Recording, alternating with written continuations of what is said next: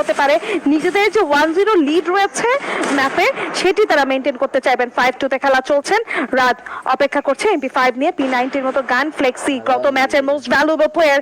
এই ম্যাচটিতে কিন্তু একটি মাত্র এলিমিনেশন, খুব একটা এলিমিনেশন বা খুব একটা ভালো পারফরম্যান্স কিন্তু তাকে প্রোভাইড করতে দেওয়া হয়নি, কারণ আগেই তাকে টার্গেটেড করা হয়েছে, আগেই তাকে শট ডাউন দেওয়া হয়েছে।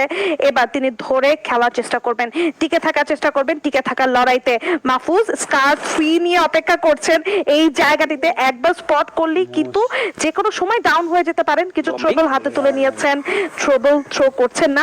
ম্যাগনেটের অবস্থানটি খুব দারুণ, বরাবরই ম্যাগনেটের অবস্থান খুবই দারুণ থাকে। সাতনিয়র ইউজ করবেন, সাতনিয়র এই মুহূর্তে রিপোজিশন করলেন তিনি। একটা গ্রেনেড যাবে মেরিসের তরফ থেকে, ভালো ড্যামেজ ছিল।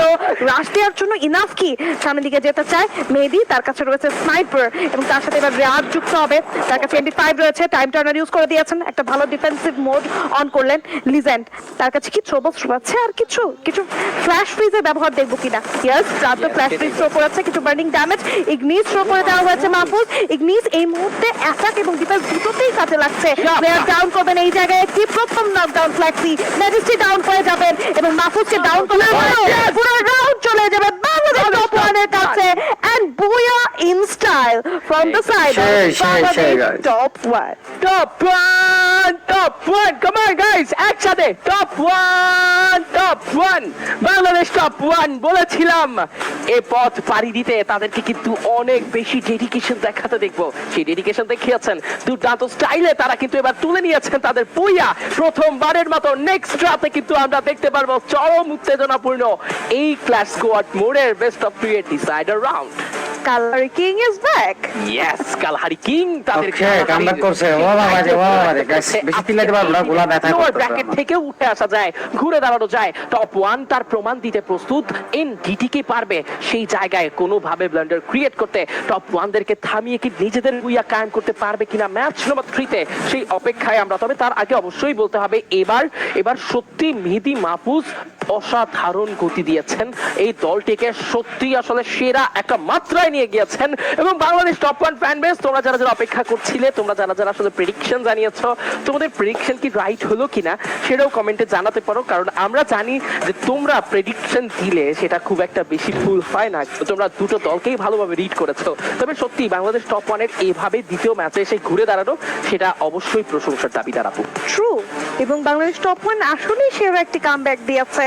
এবং প্রথম দিন থেকে শুরু করে হারতে হারতে যখন একাধারে একের পর এক ম্যাচ হারছিলেন তারা কিন্তু একদমই ফল করেনি।